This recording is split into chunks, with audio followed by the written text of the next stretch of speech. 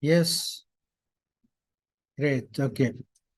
Okay, so let's continue with the new section, which is about vectors. Vectors play a very important role in our life. We have vectors everywhere in nature, and also vectors are, as I said before, a very fundamental part of mathematics. Actually, it's part of the linear algebra, and it will help us also understand the next chapter, which is about solving linear systems. What is a vector? So let's start by, as always, defining. When you think about a vector, what is a vector?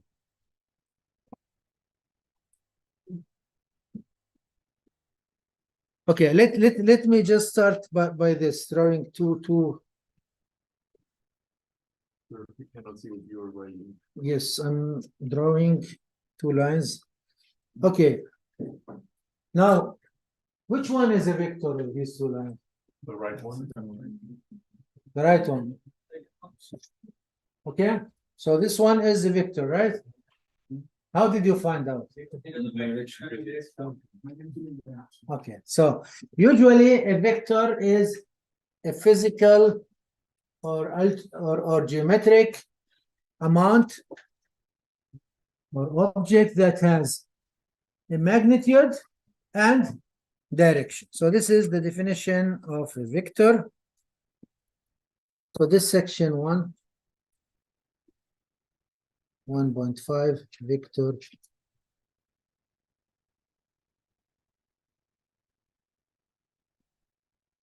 Vector algebra. So again, we start as always by defining a vector.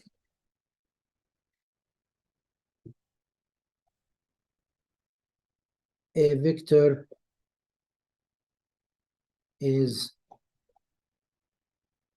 a geometric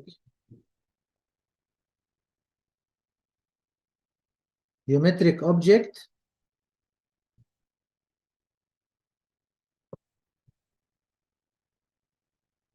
that has two characteristics, magnitude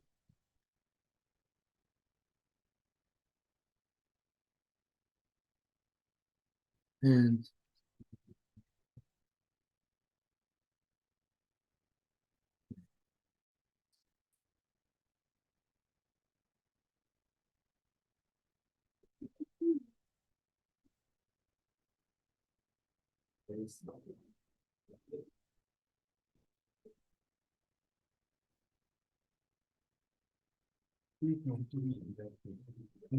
this is, I think, IUE, right?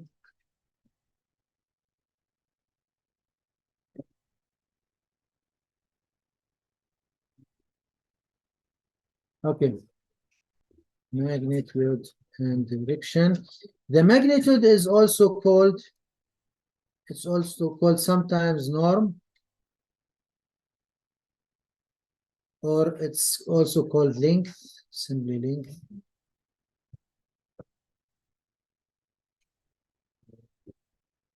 Notice that magnitude is always positive since it's norm. Remember when we talked about the absolute value. Okay, now as always when we define any object in mathematics, we agree on notation. Now, for vectors, we will do two things here to represent vectors. First thing is to give names for vectors. Now, if you go to literature, usually you will find it bold. So small letters, it's very often bold.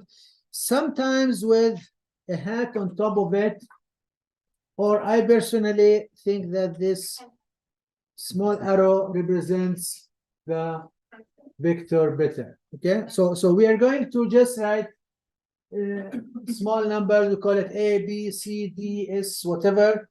As I mentioned, bold just to distinguish it from other constants. Now, this is when I just refer to a vector as, let's say, vector unit, but sometimes we define a vector. Let me go back to this graphic before. So we said this is a vector, this is a vector. Now this, as you see here, you have a magnitude which is geometrically connecting 2 points on the plane, whether it's XY or XYZ, whatever. Now the thing is that the vector here is, if you just refer to the vector as a whole, then we are going to use this notation. Now, sometimes you have a vector that we will talk about it that is connecting 2 points. Vectors that are connecting 2 points.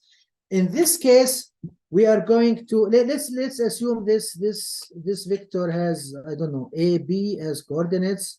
This point has C and D as coordinates. Okay, this is what we call point vectors. Now I will show you how to find out or to calculate the vector out of that, because we will be having some, I don't know whether in this worksheet or then the next, some assignments in this regard. Now this is important here that vectors are directed. That means there is a direction. It goes from to.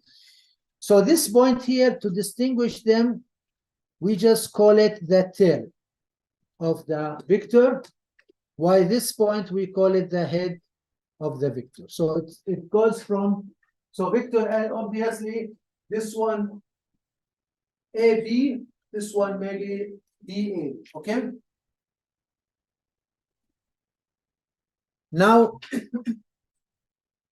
to refer to such vectors, we are going to use the notation here A, B, which starts with the tail and goes to the head, and these capital letters are coordinates of points. Okay, so this is a notation. This is another notation if we are just talking about a vector connecting 2 coordinates, 2 points. Now, how to evaluate such vectors? How to evaluate such vectors? In this case, the vector AB is defined simply as, we subtract the coordinate from the head minus the tail for X, C minus A, and D minus B for the Y coordinate. Now again, also about the parentheses of including vectors. Sometimes you will find different types of parentheses. Let's agree on this parenthesis here. In literature, you might find some other types of parentheses. It is important to distinguish between the vector and the point. Okay, to distinguish between the vector. This is a vector that has this coordinate and that coordinate as X and Y coordinates, connecting 2 points. Simply subtract the coordinates from the head minus the coordinates of the tail, coordinate wise, X, Y, if you have Z, whatever. Okay, so this is regarding notation, and obviously no need to mention that the vector AB is different than the vector BA. No? Can you think what's the difference between vector AB and vector BA? The direction, right? The direction, but the magnitude. Yeah. So it's actually the opposite direction. You can think about it as if you have here a line 180 degrees, so it's just the other way around. Okay. Now regarding this notation for vectors. Now for magnitude, we will be just using sometimes double vertical bars are used. Of course, we can use also this notation. So this is for norm, okay?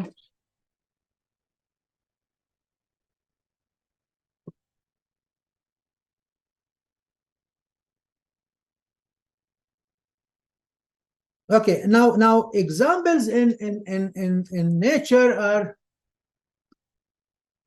really countless. So you have many, let's say, natural phenomena that were considered like a vector. If you shoot a ball or throw a stone or just move an object from place, the displacement of the object, acceleration, velocity, and other momentum are examples of this. You will talk about this in mechanics. If you didn't already, did you talk about it in mechanics? So what is the difference between velocity and the speed? Which one of them is a vector? Displacement and distance. Sorry? Displacement and distance. The speed is a ratio, right? It's a ratio. But velocity is, is magnitude and direction. So by velocity is actually a vector. Okay. While speed is just a ratio, it's a number. Okay. Now, next we will learn some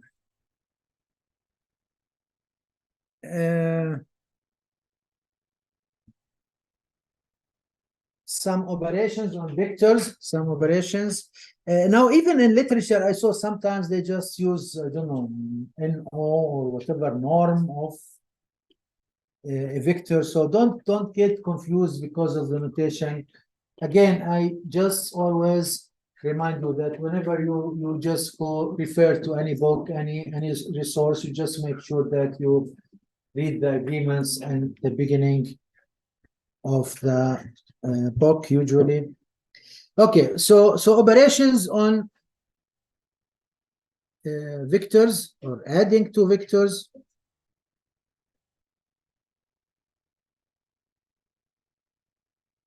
It's just like number. We define addition of vectors here.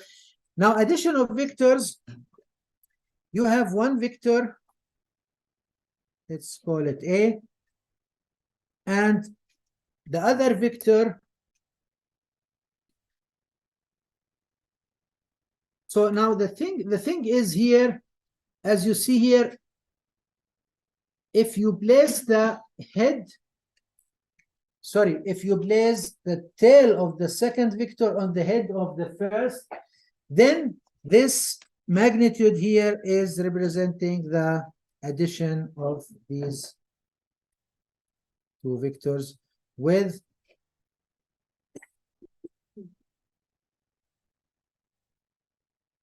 okay, so head and tail. So vector A starts here. This is the head of A. The tail of B is placed on the head of A, and then this green line here or green vector is the addition of these two vectors. Now, of course, if we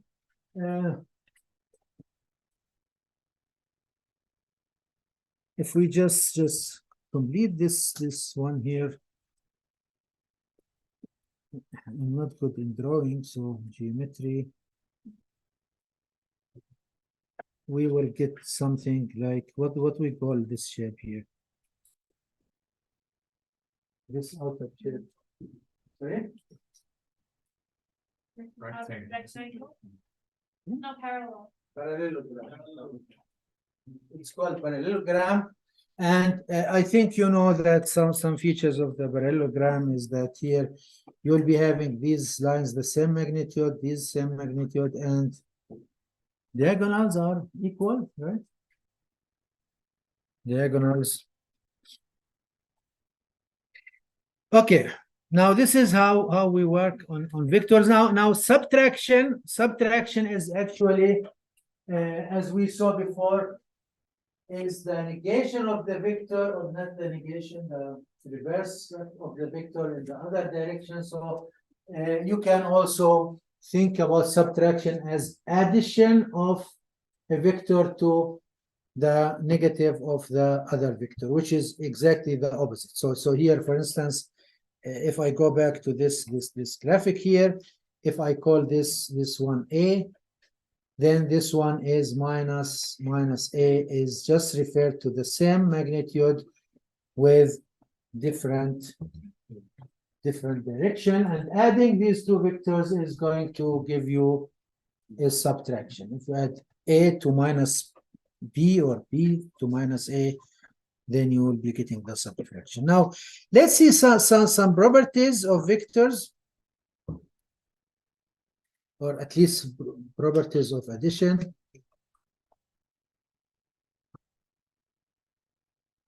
Of vector addition.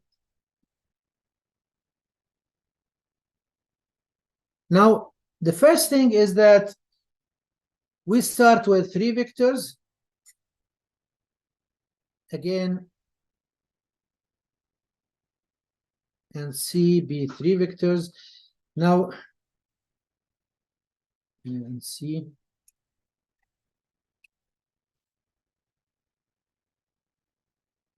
Now here it's important that these vectors are from the same space, from the same dimension. So if I have a vector that represents ordered pair, then all will be of the same dimension. Okay, this is important. That means here I can't have one vector, let's say 2-dimensional, the other 3-dimensional, and so on. So it makes no sense.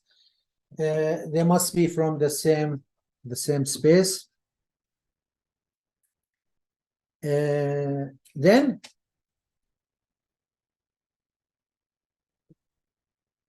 okay, the first property is that there is a vector that we call the 0 vector, and obviously, and this is the neutral element in the vector space. Now what is the zero vector? It doesn't make any sense actually.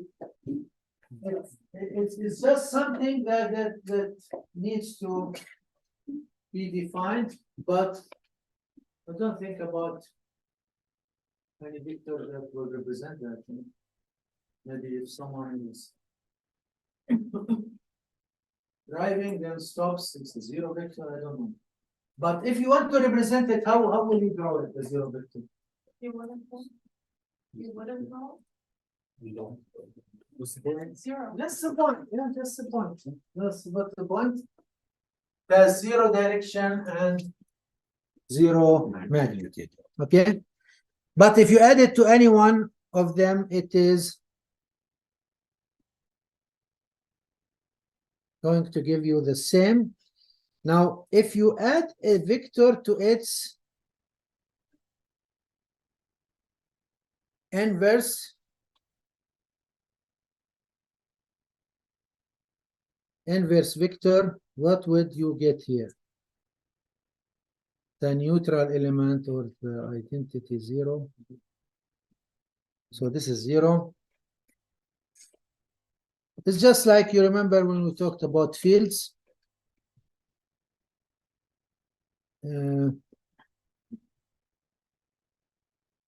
Now I told you about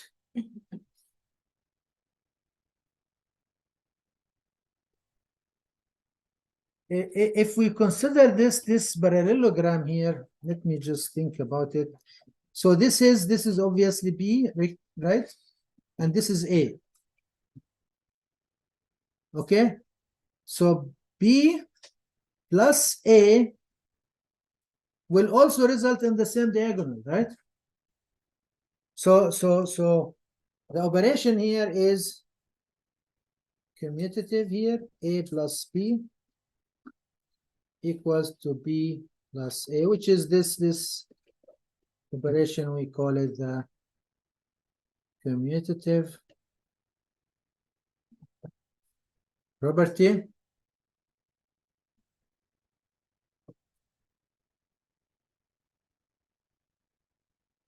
What?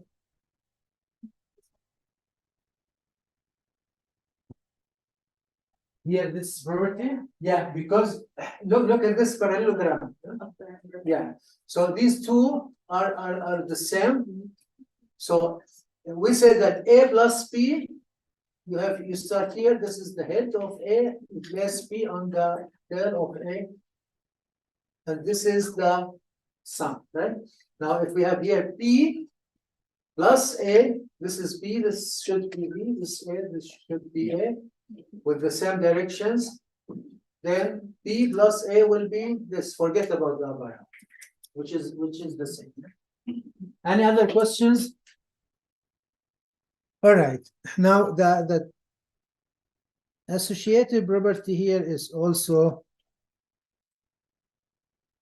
so if you add any of the two vectors and then add the result to third vector C, it will give this. Yes, please. Trinity number 4. 1, 2, 3. Oh, yes. So 3, thank you. 3, 4. All right, so here I add just P and C together and then add the result to A, and this is what we call the associative property. Associative property.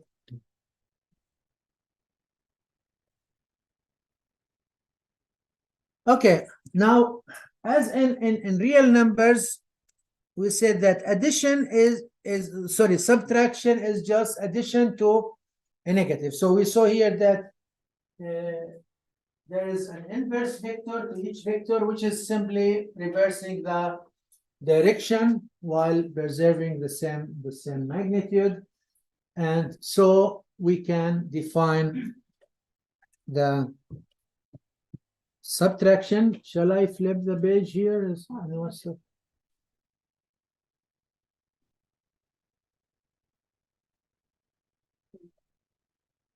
Done? All right, so subtraction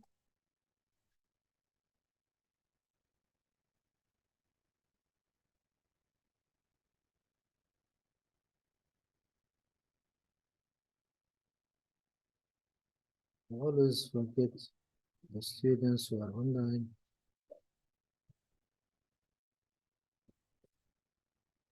It's just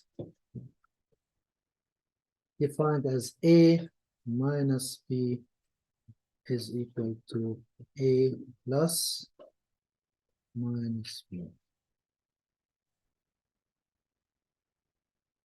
Just check the guys here online, any questions?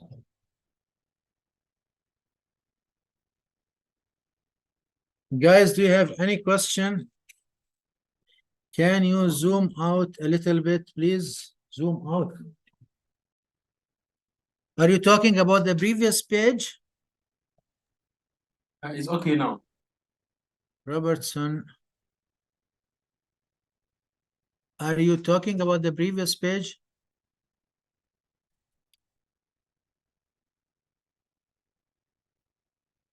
Or this one?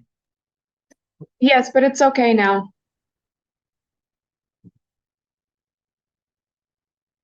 Okay. Okay, so let's see how subtraction is defined here. So you have here, of course, let me just try to make some magnitude here. Here.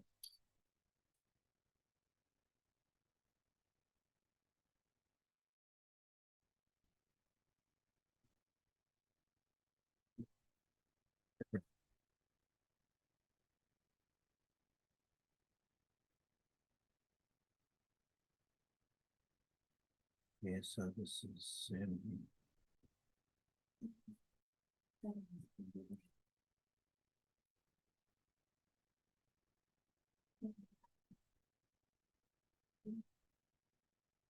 okay, so let me just make the arrows here. Okay, so this is B.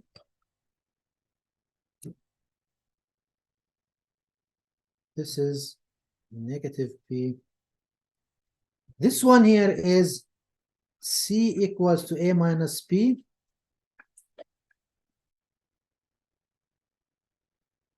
And if, of course, this is A. And this is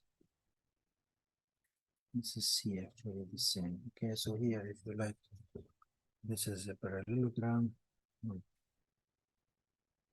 So here these two are the same, and of course A is as this direction, so this is the direction of A minus B, and C goes from here to there also. Okay. So let me explain this quickly. So A minus B is just adding A to minus B here, which will result in this, let's say, vector, which is parallel from the parallelogram. It's this vector. So notice that A and B have the same here. If you are subtracting, they have the tails on the same point and the heads are going away from each other. While if you have the addition, it must be the other way around. So that means one tail is on the head of the second. Okay.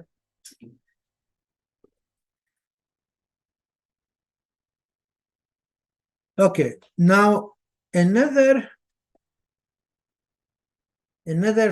operation on vectors is multiplying a vector by a positive scalar. Okay, this is multiplication. Now multiplication of vectors, we will see that it's really different than numbers. So that's why we will be at least introducing 2 or 3 actually of a vector with a constant that we call scalar.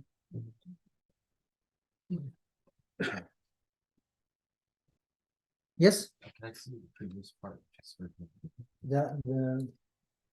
This one? yeah.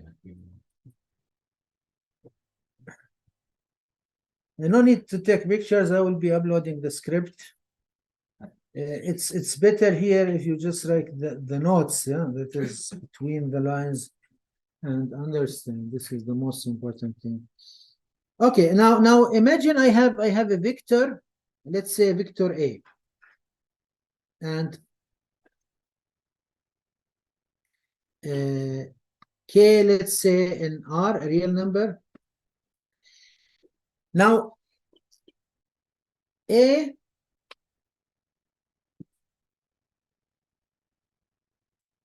what if I multiply the vector with this constant?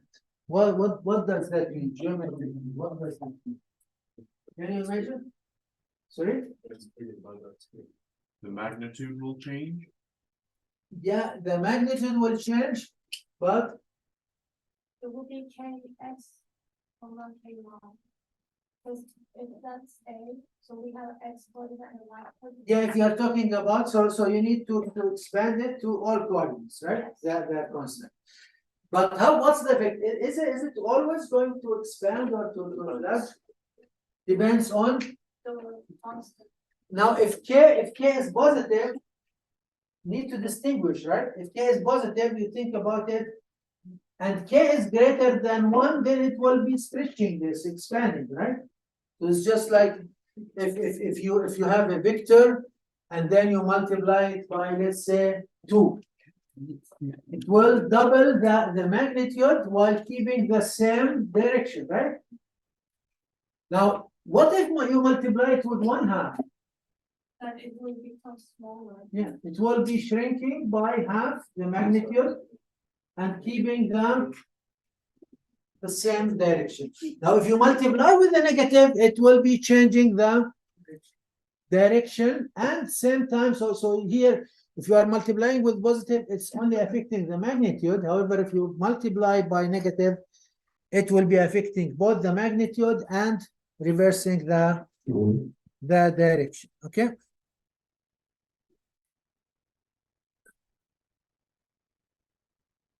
So here, if X sorry, if K is positive, then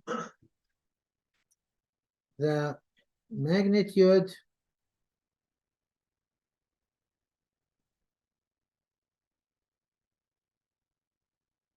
of K times A is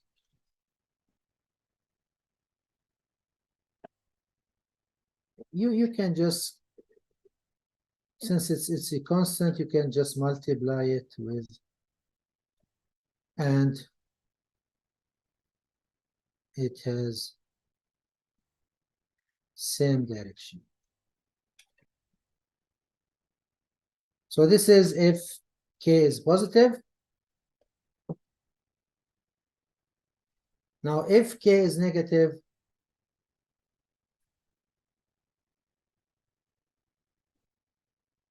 then the magnitude, of course,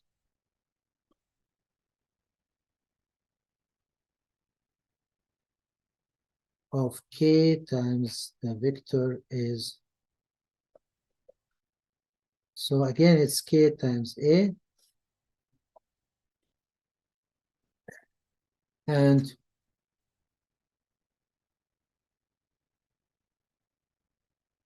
in opposite direction it has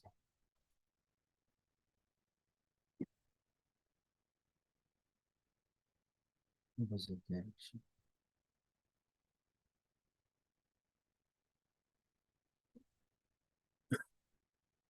Of course, opposite and same direction referring to A.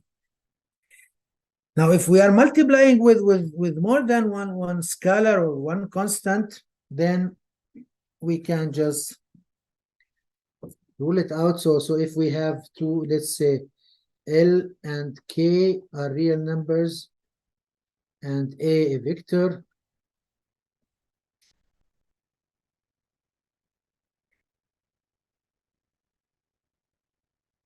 let's say, let's take another vector, maybe we need it, vectors. If you have two vectors, A and B, and two numbers, then obviously, if you are multiplying with L and then K and then A, you can just enclose whatever, you can just, since these numbers are real numbers, we saw that real numbers, you can just flip the order, it will not do any change and so on. Okay?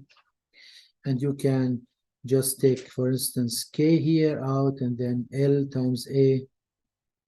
Since they are scalars, they are numbers, then you can do that. But because you have this, or we saw that these features are applying to all real numbers. Now, what if, let me call this number one. What if I have two, say K and L, I add them together, then I multiply the outcome here. This is just like K.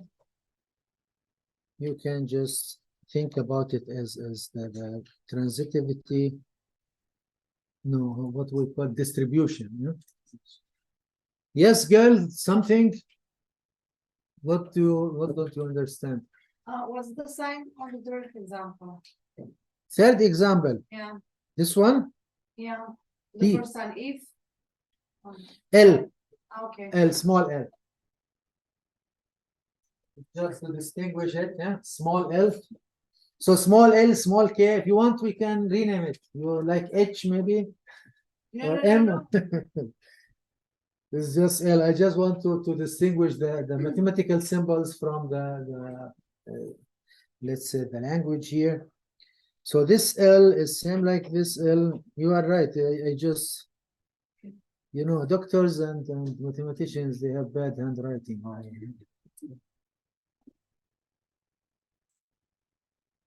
Okay, so please ask if you have any problem. So this symbol that was confusing the MySQL there. It's L times A. So here, if you like, it's just like the transitivity from the right here.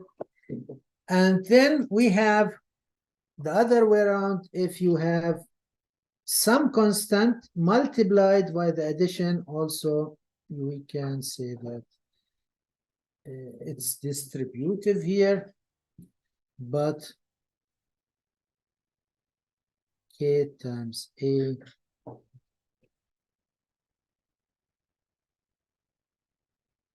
so, and finally, as we had some neutral element for the addition, we have here a vector or it's constant if you multiply it. Of course, this will not do any change to the vector in direction or in magnitude. So notice here that this one is a constant, not a vector. Okay, any questions so far?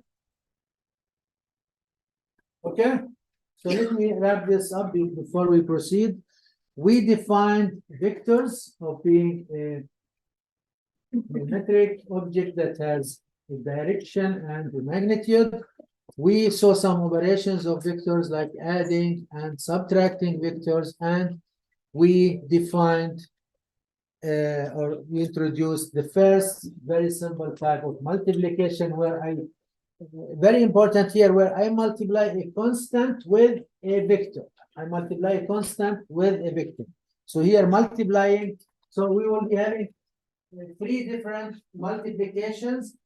Two of them are dealing with a vector multiplied with another vector, but here this is just a constant, a real number multiplied by a vector. Just like your colleague said there, I just want to give you an example how this works. So imagine if I have a vector, depending how many or which dimension I am dealing with. So if I have 3 times a vector that has, let's say, 2, this. So if this is my K, this is the vector A. So the result here is just by expanding this constant to all coordinates of the vector. So it will be just stretching the magnitude by 3, okay? And this will result in the vector 6, 9, and 3, okay? Now, of course, here, this if you have more coordinates, then you need to expand it to all coordinates. And on the other way, this operation, you remember we talked about complex real numbers. Sorry, we said this operation is called the distribution. So A, if you like here, 3 is distributed to all coordinates. But also the other way around, you can take a common factor of all numbers and take it out of the vector parentheses. Okay, so it's depending on what you are trying to achieve, you can either expand it or just take it as common factor. Okay, now it gets a little bit more nicer before it gets a little bit more abstract.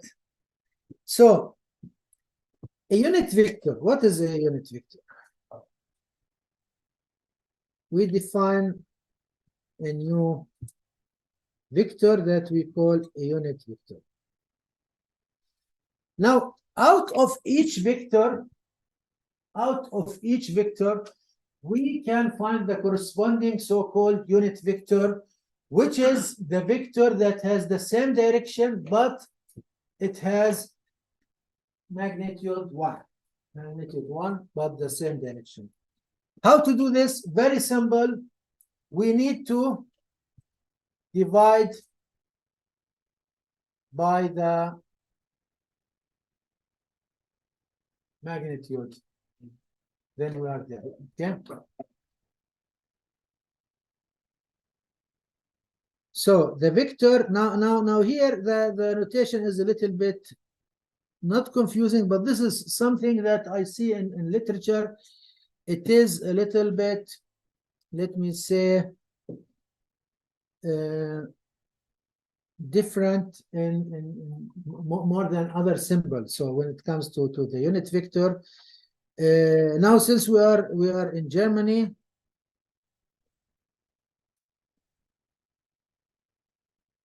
I don't know what I took here. They call it in German. What they call it in German? Einheitsvector. So yes, we are in Germany indeed. So I took E.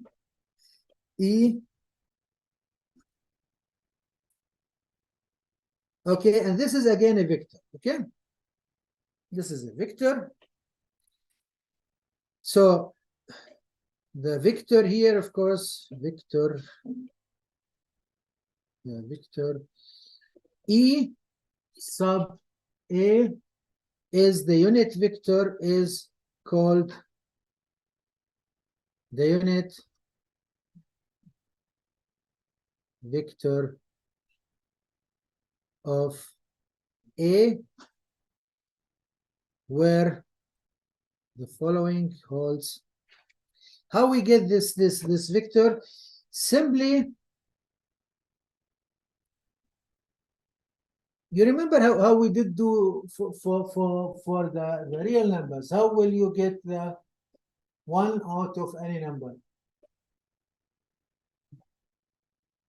You remember we talked about the multiplicative inverse? What do?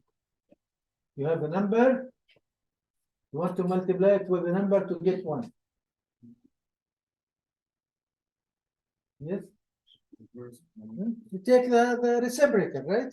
Or you divide by the number. Here we do the same, but here we care only about the magnitude. So here, if you like, we divide, we multiply we divide the vector by its magnitude. That's it. We are there. Okay. So notice here is just like you can think about it. It's just like the product we did before, because this 1 over the magnitude here, it's a real number, right? Multiplied by the vector. So this one is a scalar. So this one is if you like, this is a real number.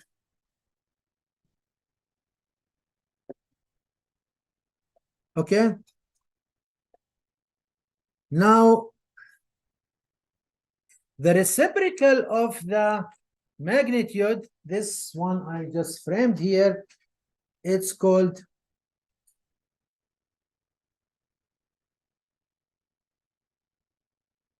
one over is called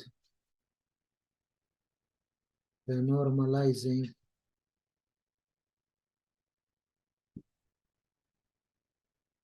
factor of the vector A, or simply the reciprocal. Okay, so I think today in the last session we have, or tomorrow morning, you didn't write the last line. Don't worry if you don't write anything, it will be on the script. Compare it, or you know what? I will just say, I'll go back. So, did you have it now?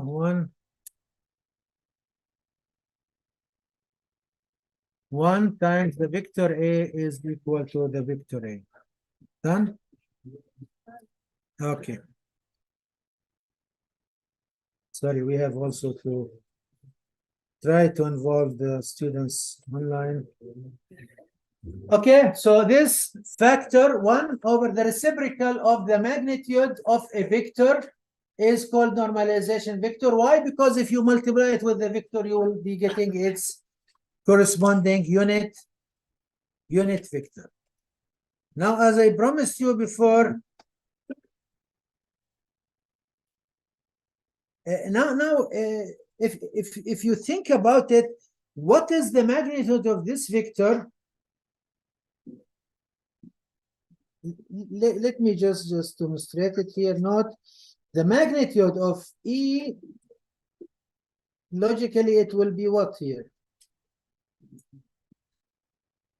What it should be? It's called the unit vector. One, of course. Huh? So it's let's take this. It's 1 over the magnitude of this one. If you like, it's a constant, then multiplied by the magnitude, and it's equal to 1. So that's why it's called unit vector, because it has the magnitude of 1. Now, as I told you, we are approaching slowly the linear algebra, which might be a little bit abstract, what I'm going to talk about now. But as we proceed, I hope it will be a little bit more clear, in particular to the concepts like linear dependent and linear independent are very, very, very fundamental in linear algebra. Linear dependent or linear independent. Before I go through this, let's say, very complicated, so abstract notations, I just want to show you what does it mean linear dependency. So given two vectors, so just, if you like, just informally, what does it mean? Two vectors giving two vectors, yeah, given two vectors, let's say U and V, okay? How to decide whether they are dependent, linear, dependent, or independent? Okay, this is the big question actually, and this of course here we are explaining the concept for two vectors. You can expand it to 3 vectors, 4 vectors, whatever. Okay, what does that mean? Anyone hear this? Linear independent, linear dependent. First of all, linear comes from the fact that we are talking here about one dimension, which is line. So here the variable has only one variable, degree. You don't have roots, you don't have squares. So we are talking about x, y, z to the power 1. And linear dependency and or non-dependency, you will see that as we proceed that it's a key element in linear algebra, because when we talk about later about solving a linear system, linear dependency of the constants matrix is an issue that will determine whether there is a solution or not for the linear system. If we talk about inverse of a matrix, if we talk about all these stuff, then linear dependency is a key issue. Now, to simplify this for you, I will just write 2 vectors and tell me whether they are linear dependent or independent. 2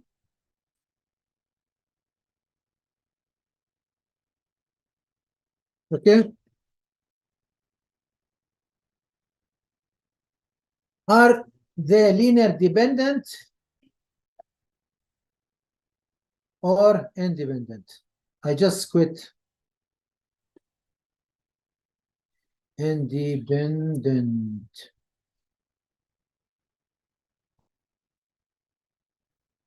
What do you think? Are they linear dependent or independent?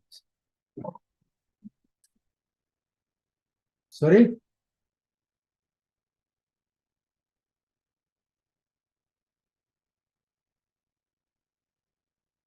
Dependent. They are independent? Dependent. Dependent. Why? Because they have the same unit vector, This is one explanation. same direction. Same direction. Oh, parallel. They're parallel. So all these information are correct. Yeah. But how you can just figure out from this looking at these vectors? You see that if you take this one here, 2 as a common factor, then you have u, right? So you can write u here, sorry, v as a linear combination of v. I hope it's clear for everyone. So here you can say that v equals to 2, 2, 3, 4. And this is equal to 2 times u, right? You see, here comes the term linear, that here this one is twice as big as that one. So you just, one is a multiple of another. So this is the meaning of linear dependency. Linear dependency. So they are linear here dependent. They are linear dependent because you can write one as a combination of another. Before we get to this ugly, I admit it's ugly terminology, but it's the abstract. Now here, if I have 3 vectors, it gets a little bit more complicated, the definition. If I have 3 vectors, it's not that one is a linear combination of one other, and this is not enough. So the 2 might be, but all 3 to be linearly independent or dependent, all I'm talking about all 3 of them. Bless you. If one is not possible to write it as linear combination of the 2 others. Okay. So in this case, it will be expanding a little bit further until we get to n. So here, if I have u, v, and w, 3 vectors, and I can write, for instance, w equals 2u minus 3v. Then they are linear dependent. Okay. So notice here that if I have 3, 1 is linear combination of the rest. So this is just an informal introduction to the following terminology that we will be using. Okay. This here, this right here, we call it linear. This one linear combination. So writing the vector multiplied by constant, adding, subtracting them to get another vector. Now, there are lots of ways to decide or to find out whether a given set of vectors are linear dependent or independent. Luckily, there are some of them that are very, very simple and straightforward. Using, I don't know whether you studied this in school. I assume that you did matrices. You studied matrices in school. Matrices.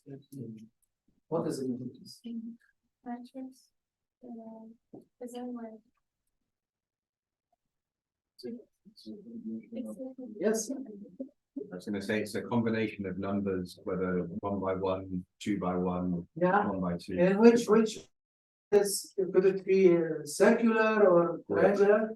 Grid. So it's like a Grid. box. It's grid is the word is it's rectangular, right? Rectangular. Let's say organization of values, numbers, whatever, data. Now, when we talk about matrices, corresponding to that, there was a German mathematician whose name is Leibniz.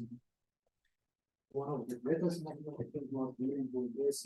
He introduced a formula of, actually not a formula, determine to each matrix a number that is called the determinant. So it's just matrix is an n times m vector space, and according to each one, just find the corresponding number, and we create the famous formula, which is called Leibniz formula to evaluate the determinants. I think some of you learned that at school, and as we get to that, I will show you a couple of methods how to evaluate simple determinants. So maybe at this stage, if you are not familiar to evaluating determinants of matrices, at least three by three. This is something that you need to practice, refresh your memories,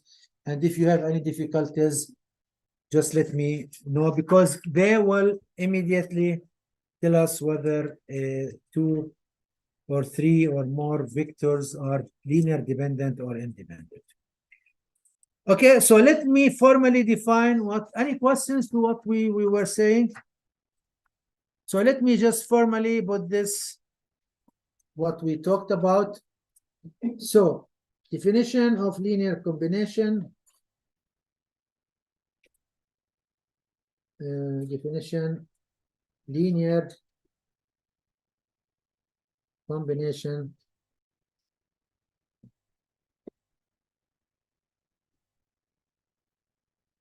okay, so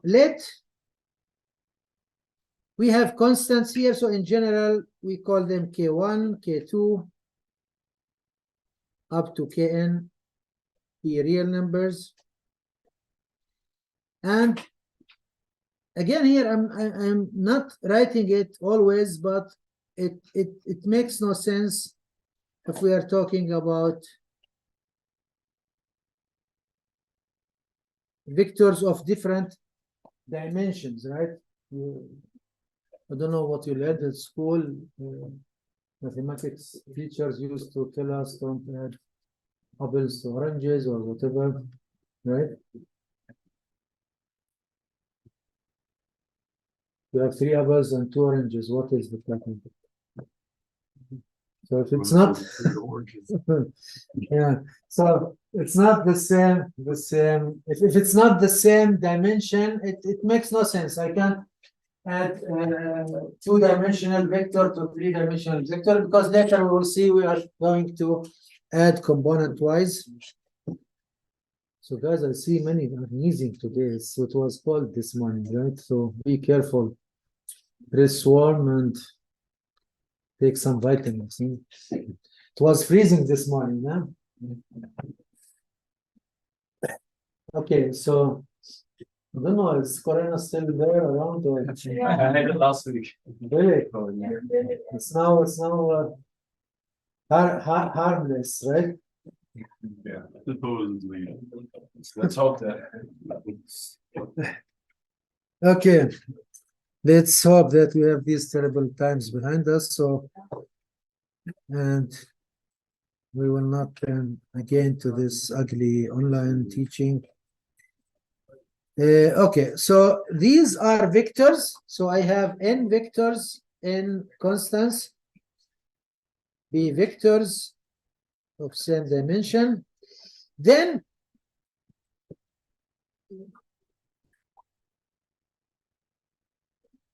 if I write the vector p as k1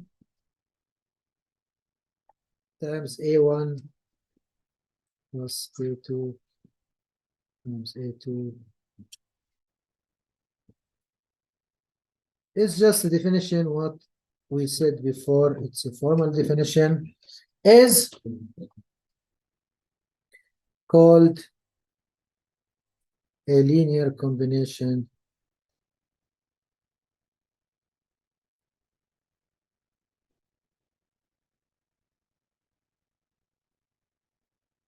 of the vectors a1 and so on. Okay, it's just a definition. Okay, if I manage to write a vector p as in this form, constant times the first vector and so on, is just linear. It's just like the example we had before. The vector, we said that V is 2 times U, so V is a linear combination of the vector U. Now, of course, if you have more vectors, then you use this formula.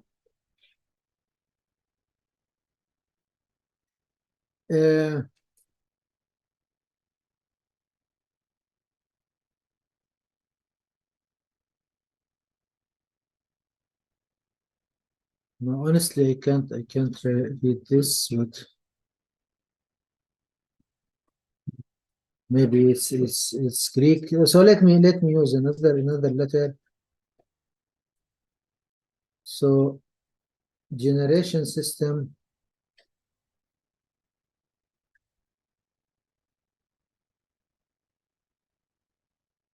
Generation system of vector space. So if you have a vector space, now what does it mean, generation system? It means that any vector in this vector space is a linear combination, can be written as a linear combination of this system. So usually generation system is a set of vectors that, as the name indicates, generates the whole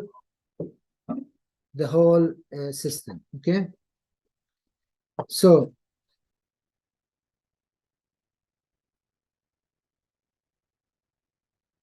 let me just call it here, this S of linear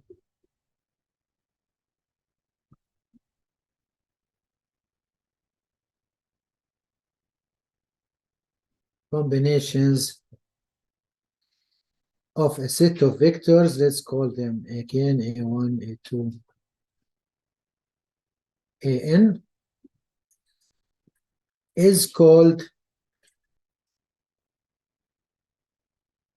generation system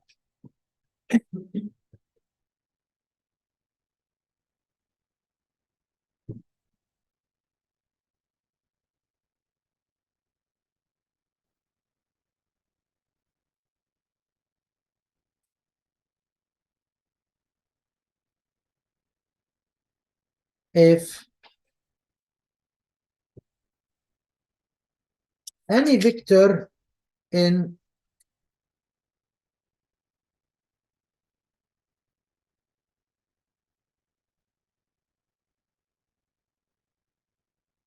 can be written as is. Here I use just different to distinguish it from the same. So alphas here are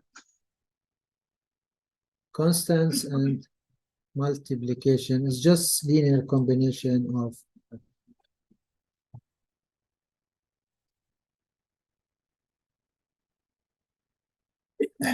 okay. This terrible notation here, it means nothing else than any vector in this system can be written as linear combination of this set of vectors. Don't worry, we will be having examples that will demonstrate this better, because this is here just generalized to n-dimensional vectors, which is always abstract, and this is one of the problems of mathematics, but you need to define it.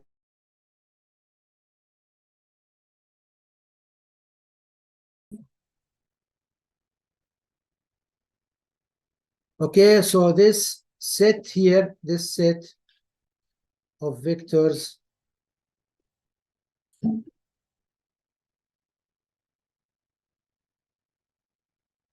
is called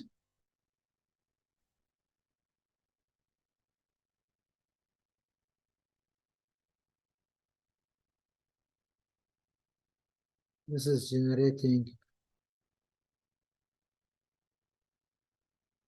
set or system.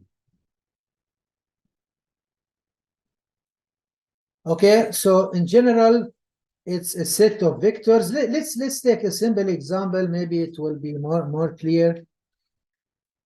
Now again, I must admit that this one here, it is used in different notations. So I will just try my best to give you hints to all notations. So here We consider the third three-dimensional, consider the so-called Euclidean, the Euclidean system, which is simply the three-dimensional system, all we know. Okay? System that represent what we live in, so three-dimensional X, Y, and Z. Now, each vector in this space, vector,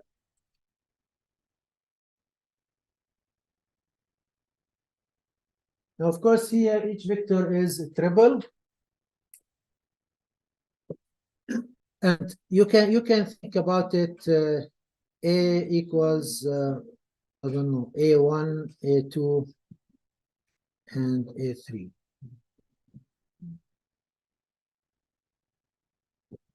Okay, so it has an X coordinate or first coordinate, second coordinate, third coordinate. Remember that we define this as an expansion, so this is a set that contains triples, A, B, C, or X, Y, Z. Yes, please. What is the second word? Consider one. Euclidean. This was, I think it was the Greek mathematician. EUCLI. Euclid. I think it was named after the mathematician who first. D. This is an I. This is A. Euclidean. Okay. And Euclidean. There's an E. Euclidean. Fictional space. Now this space, if we take any vector here,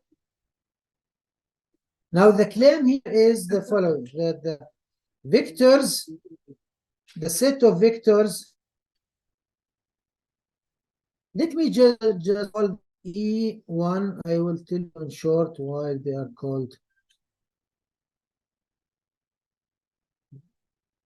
E2, 0, 1, and 0.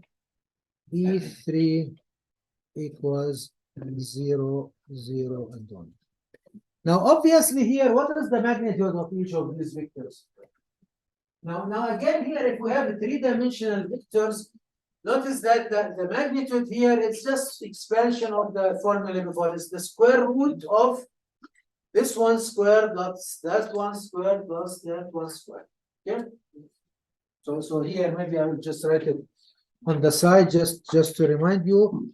Here the magnitude of this is equal to the square root of A1 squared plus A2 squared plus A3 squared. Okay. So similarly, like before, here we have three let's say,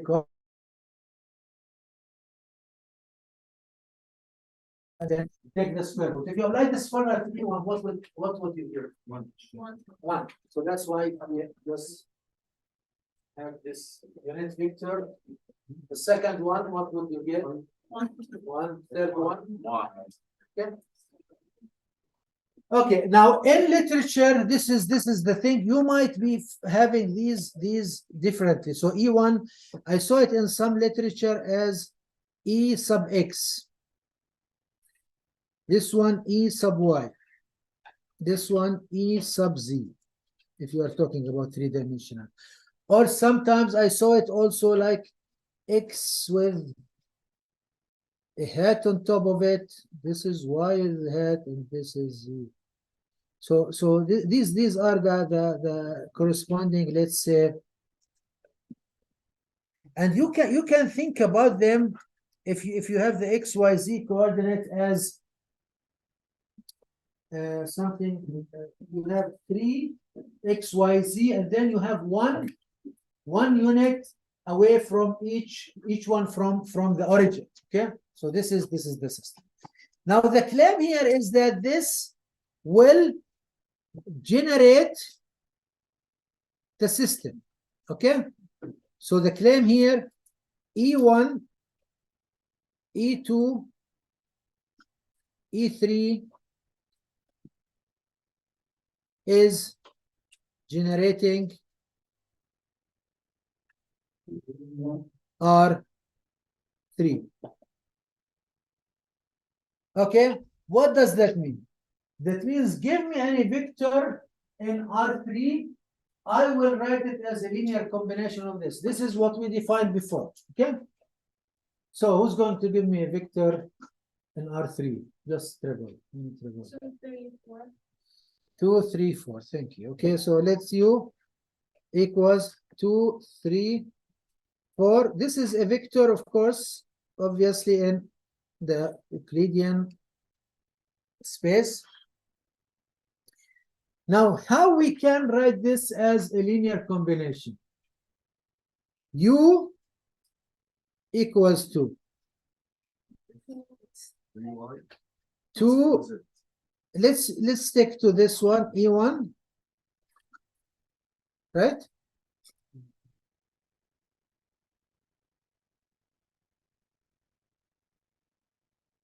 Okay. We add to this 3E2 and 4E. Oh, sorry, E3. This is the. All right. So let's check it here. So if I have 2E1, then I have 2 times 1, 0, 0, right? Plus 3E2, I have 0, 1, 0, plus 4 times 0, 0, and 1. Okay? If I evaluate this, I get 2, 0, 0, plus 0, 3, 0, plus 0, 0, 4. And this is equal to 2, 3, 4, which is U. Okay? So this is here ultimately. Okay, so I managed to write. Actually, this applies to all vectors in the Euclidean space. Any vector in this 3 coordinates here can be represented as a linear combination of the 3 other vectors. That's why they are called generation vectors or generation system or generating system of the vector space. Any questions?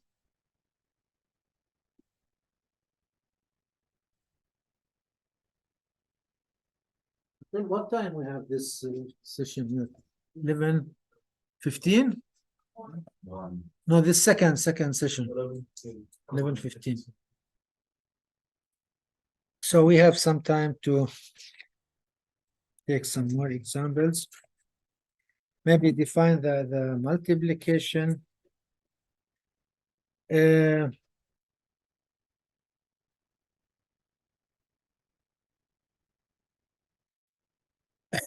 Okay, linear dependence and independence, I will leave it.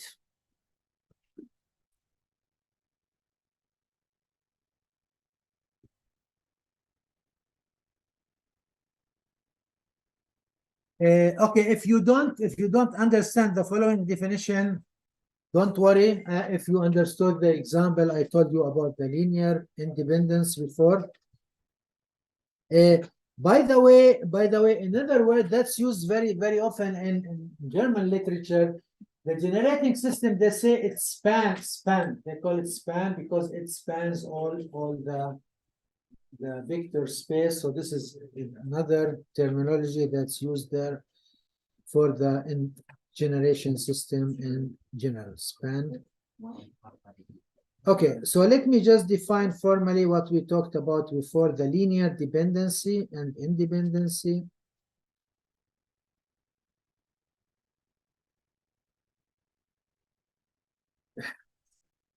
Independence, maybe it's better. Independence. Linear independence, it has many formulations, but if I have a vectors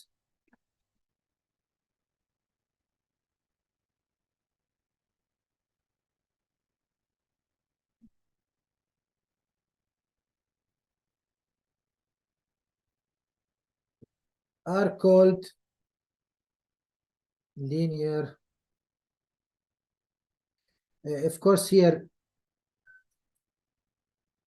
AI is not equal to 0. None of them is equal to 0. This is the condition. Are called linear independent if a linear combination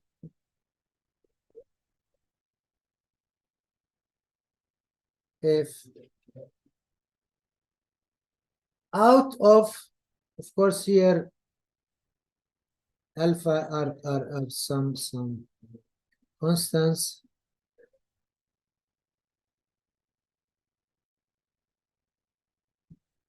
If I have a linear combination of the vectors that will result in the 0 vector,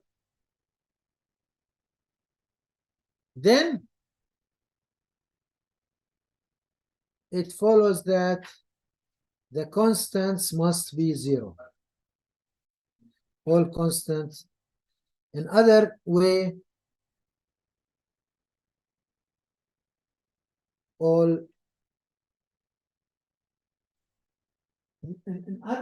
the fact that this combination is 0, it's not because of the vectors, it's rather because of the constants.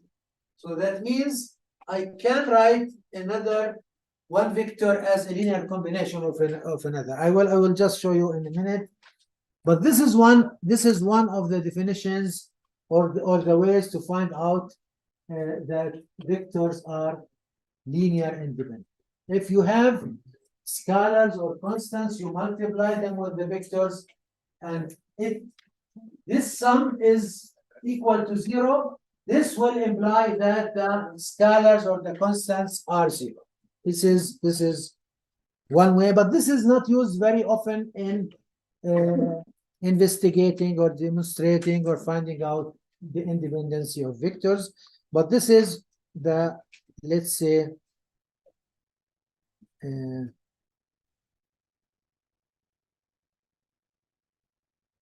okay, now what is dependent? It's otherwise.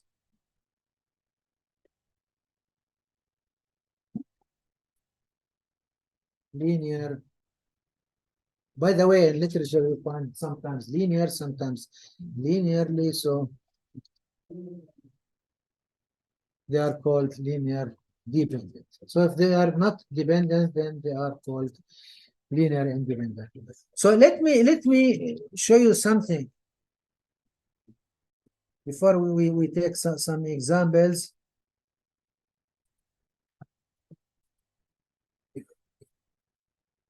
Now this is an important note, and maybe this will show you how this just maps to the definition of linear dependency that we had before. Okay, if A1, A2, if the vectors are linear dependent, then let's reverse the previous definition. Then if out of the linear combination alpha A1 plus alpha 2 A2, out of this linear combination,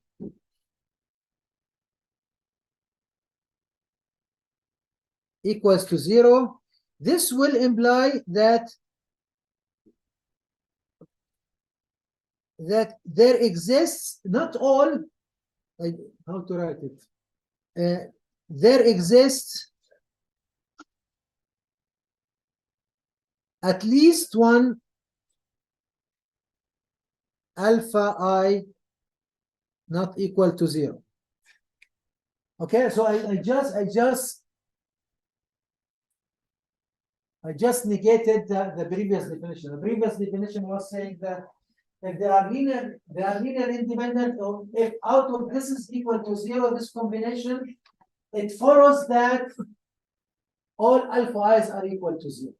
Alpha 1, alpha 2, alpha 3, etc. Now, I assume that they are linear dependent. That means I just reverse the definition. That means at least one alpha I here, it will not be equal to 0. Are you following this logical? But why is it 0? Sorry? Because This is the assumption.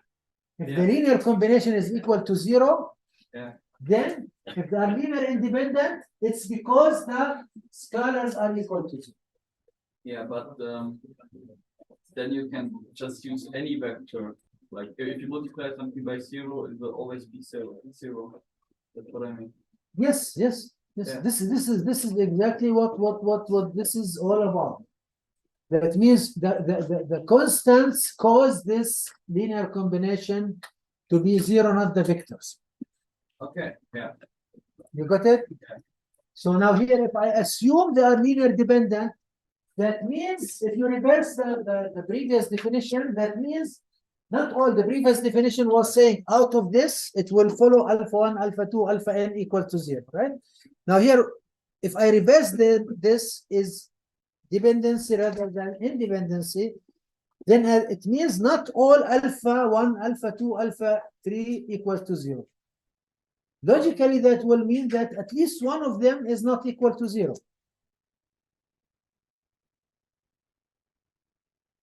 If you don't get it, okay. Okay, now what does that mean? What does that mean? That means here, if this is not equal to 0, that means let's assume this alpha I. Then let's take this alpha I AI, and then it will be equal to, out of this, just take it out. Let's assume that alpha I here somewhere. This alpha I, and it will be having a corresponding vector AI. Okay, somewhere. So now if I just take it to the other side, then it will be equal to A1, sorry, alpha 1 A1 plus now how can I represent this? Let me just think about it. Okay. Okay. Then here I will be having at some stage a alpha I minus 1 AI plus alpha I plus 2 A plus 1. Okay. So here I don't know whether you can see it here. I have alpha I minus 1 AI minus 1 followed by alpha I plus 1 AI plus 1, and then I continue up to alpha n A n. So this one, I hope it's readable. Alpha sub I minus 1 A sub I minus 1 alpha I plus 1 AI plus 1. So here in the middle here, I just took this out. Okay. So here the combination was A1 alpha 1 and so on. Plus here I have here before that I have A alpha I minus 1, A to the power I minus 1, or A sub I minus 1, then AI alpha I, then alpha I plus 1, AI plus 1. I just took this out to the left, and this must be negative, right? But it doesn't matter whether positive or negative. Okay? In the linear combination. So that means here that AI, A sub I, maybe I just try to write it here more. Alpha 1, A1.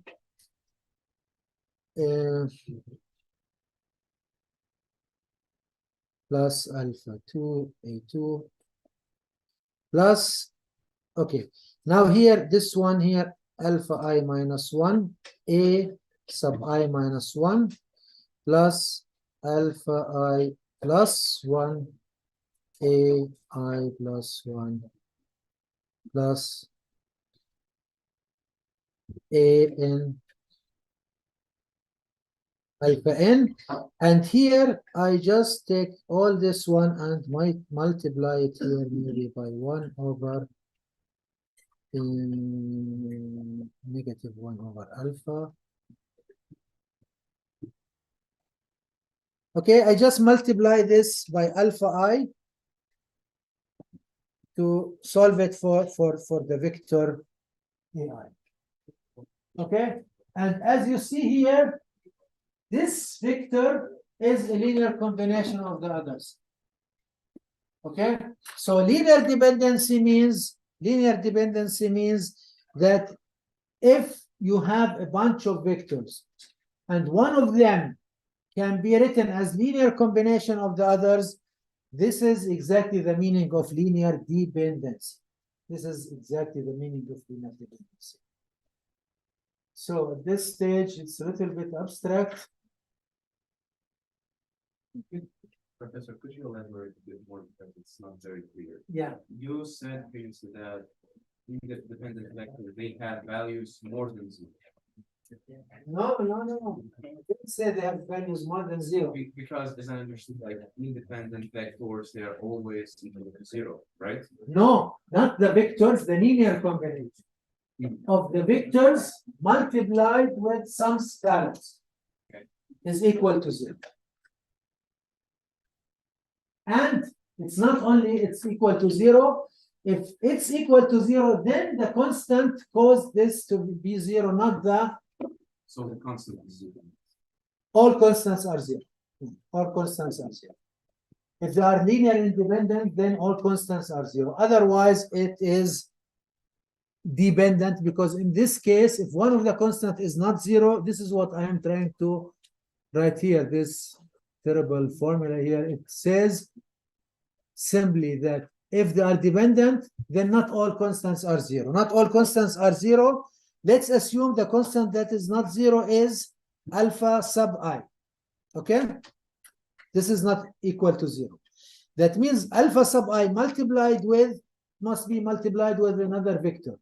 If you take it to the other side, then you will be left with a linear combination of the others, which is exactly the meaning of linear dependency.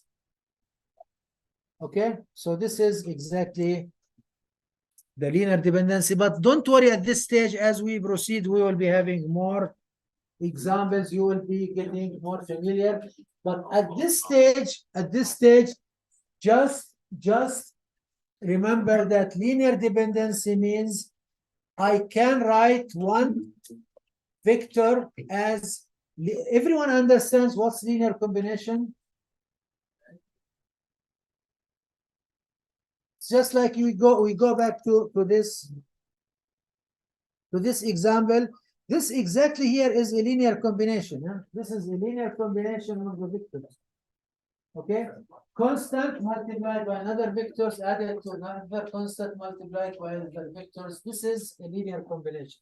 Number multiplied by the vector, add them up to generate the vector. This is what is meant. Okay. All of them should be from the same domain. From the first, it doesn't make any sense if you have it from different domains. Because then how will you add them up? So we will see that, and as we proceed, luckily we have many tools in linear algebra to determine whether vectors are linear dependent or independent. As I said before, just make sure that you refresh your memories regarding the matrices, how to evaluate, in particular, how to evaluate the determinant. I saw some nice method there for a 3x3 determinant to add 2 rows, the first two columns, sorry, and then just add the diagonals. You know this method? It's a nice method. I used to use it before I didn't I think it originated from somewhere southeastern Asia, I don't know, Indonesia or Malaysia or where. But it's very nice method because Leibniz method is a little, but it works only for 3 by 3, yeah. But, Not the Gauss, where we have two zeros, then 1 0 in the upper row is no, Gauss is for solving linear system, right? okay. It's determinant. It's I think Leibniz formula. But there are very nice methods. Okay, again now, guys, I'm going to who's going to stay for the tutorial today? Who's going to come tomorrow morning? So just to print out. So you are all staying? You are leaving? Okay, so if you want to attend tomorrow morning, you can leave now. If you want to just continue today, you can stay. So it's up to you.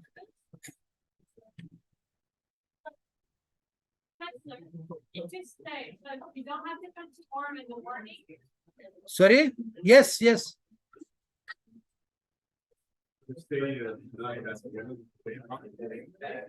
Eight. So tomorrow morning, 8 to 9:30 is the repetition of the tutorial, and I like to split into groups, so it's up to you. If you are here next week, so you want to start next week, coming to the other session. But I want to know in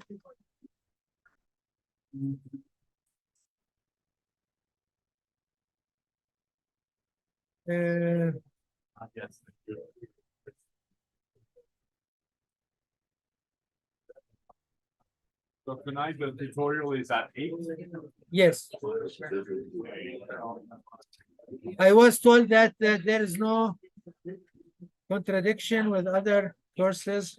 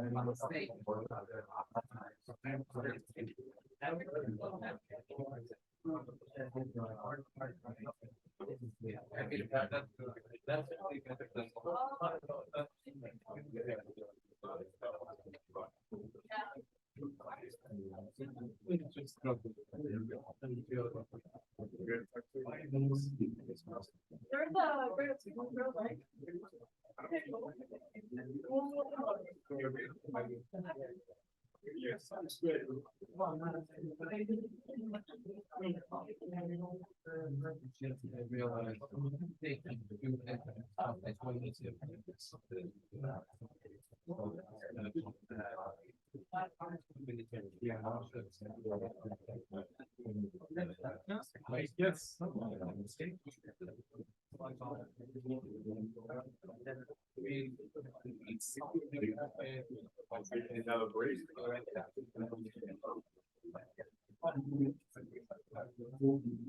When is the breakout? Sorry? When is the breakout? What time do we have now? Let's say 15 minutes, huh?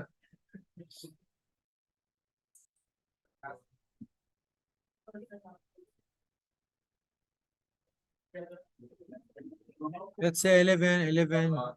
We explain now like what's going on right now, so we have a break and then we go back for tutorial. We have a break, and there is one tutorial session today, and there is the same session tomorrow morning, 8 to 9:30. You can so- choose which one you attend. All right. What are you studying? Industrial engineering. That's it. Do you have a class tomorrow at 8? Yeah, we have 9:45. So if you come tomorrow morning, you are welcome. So this is because I prefer that the tutorial sessions, I have smaller numbers so we can a little bit interact better. Okay, and if I want to do the tutorial session now, how Then- long, when do I come back to class? In 15 minutes, let's say 11:40. Let's just do it now. Yeah, let's do it all. I'm going to print out some documents, so. Per hour, another class will start after 30 minutes. What should I do?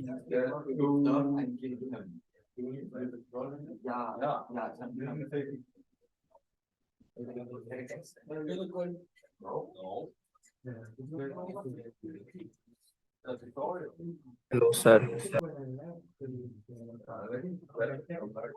So if we have this morning, it's. Yeah, you see.